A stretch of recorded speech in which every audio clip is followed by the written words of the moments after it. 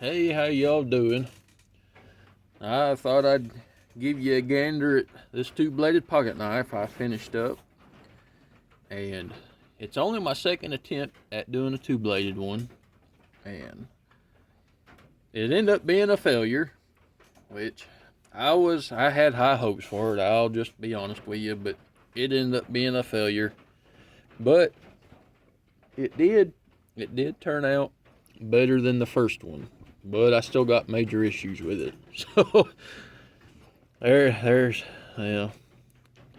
I'm still learning.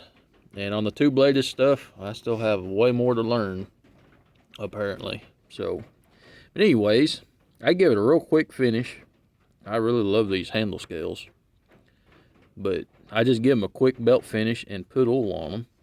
And they actually turned out, for the very little time I did finish them out, they turned out rather nice still yet, I thought.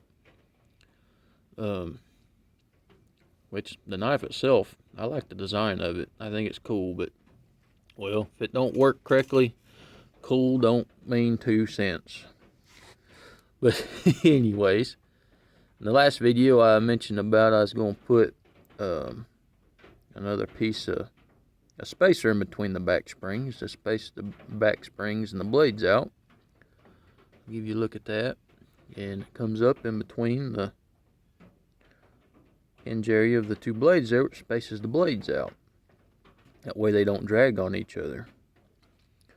And to keep the blade from dragging against the back spring, a lot of guys, they will mill a relief out in the liner next to the tang there where it's still thick and not got the bevel ground in, or they will put a washer in next to the in between the tang and the handle scale there. But you got to thin your blade down at a precise measurement compared to your back spring, and get the correct size of washer for that. And that's a lot more tedious than, well, I ain't good when it comes to getting precise measurements like that. So I go about it a little bit differently. Get this open. What I do is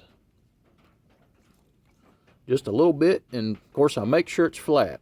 Yeah, that's important. That's vitally important. I make sure it's good and flat, and then in front of the hinge area, well, actually, after I make sure it's flat, I will scribe my center lines on the blade where I'm going to be grinding my bevel. And then I will thin the blade out on either side, starting in front of the hinge area, moving forward and leaving that hinge spot a little thicker. And I will show that real quick on this one here, which I haven't flattened it yet out or nothing like that, but I scribed the line on it so you can kind of see. I start from that scribe line and I go out and thin each side of the blade so everything is a little bit thinner than this hinge area. So whenever it closes,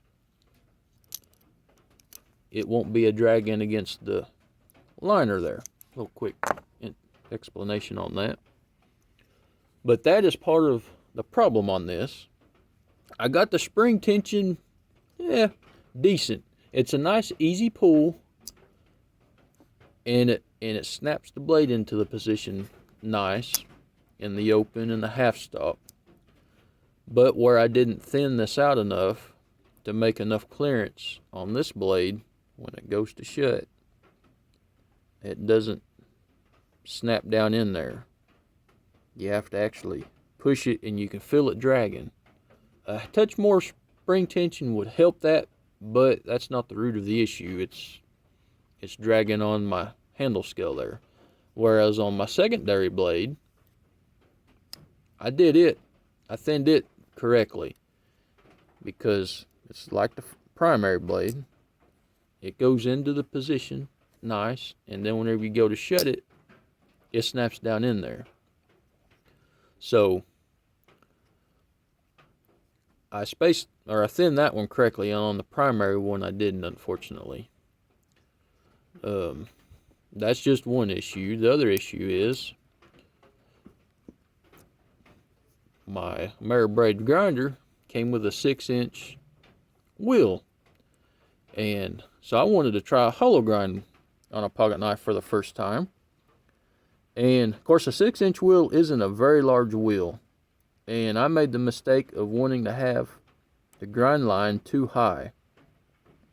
So that ended up thinning the blade down a lot more than it, well, too thin, which I haven't sharpened it. But it's thin as a razor blade. I don't know if it's possible to tell that or not. But anyways, it got super thin, and I ended up grinding most of that nail nick away. You can't even hardly catch your thumbnail in it. It's, where it's gone. Basically gone, I should say. Of course, that's because of the nail nick. This blade's a lot thinner from spine to cutting edge compared to the secondary blade. So as you can tell, my grind line is quite a bit higher than the nail nick. So it really gouged into this nail nick quite a bit, obviously. And I should have had the grind line more even with a nail nick and had it only come up about so far, which would probably been, that wouldn't be quite half an inch, but something in that ballpark. It'd been close to half inch and come on out, and that would have, well, been a lot better anyways. I'm not saying I would have pulled it off, but that would have been a lot better. Whereas on this one, of course, the blade's a whole lot taller, but I was trying to match the look of getting the grind line towards the spine, so I blended it at the top. So there's still a good decent amount of nail nick, but it's still, I took a little more than I would have liked off of this one as well. And one thing I learned the hard way is with the wheel, of course, that gets the edge thinner. Or you can, if you did like me, you can get the edge too thin. And when you're grinding, the blade will heat up in a hurry. And the thinner it gets, the faster it will heat up. And of course, while I'm doing all this after heat treat, so you gotta be careful of that, or you're mess your heat treat up and temper up. So I was dunking it in water real regular, but on this blade, I must have got it too hot still yet, because the blade took on a bad wart. And before I was grinding on it, of course, I test fit everything up in here, and both blades was centered and so forth, and I made sure everything was flat before I started grinding, for the reason of making sure my hinge area of the tangs is a little thicker and thin than the rest of it down. This blade actually was wanting to rest. It warped so bad. It was wanting to rest on top of the handle scale like that. And I kind of bent around on it and got it to where it would at least fall down in there. But with the heat treat and all like that on it, if I tried to bend it straight again, I'm about guarantee I'd break it. Because, well, it's a lot more brittle now. So I didn't want to chance that. But anyways,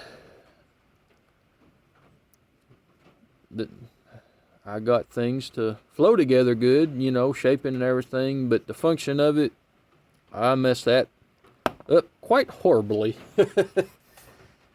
But that's where I'm still learning. With part of it's because of the metal center, and I got to figure out how to work with it and not mess things up. And part of it, well, you got twice as much things to be doing and make right. So it's more of a challenge in that regard as well, compared to a single blade.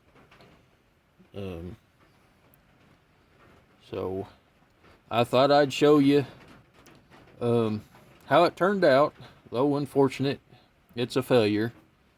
But, well, that's how it goes. Everything in life, some things just dandy and go great. And then other things, Lord have mercy, I wish that would have went better, But anyways, When a fella's learning how to do something, you can expect messing up and having mistakes, and especially on the two-bladed pocket knives. Like I said, this is my second attempt, so I still have quite a bit to learn before I'm sure before I can make one function correctly.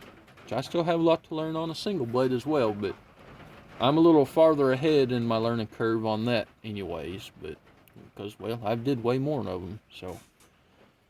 But anyways, there's my two-bladed pocket knife failure, and I hope y'all's having a good day, and I'll talk to you later.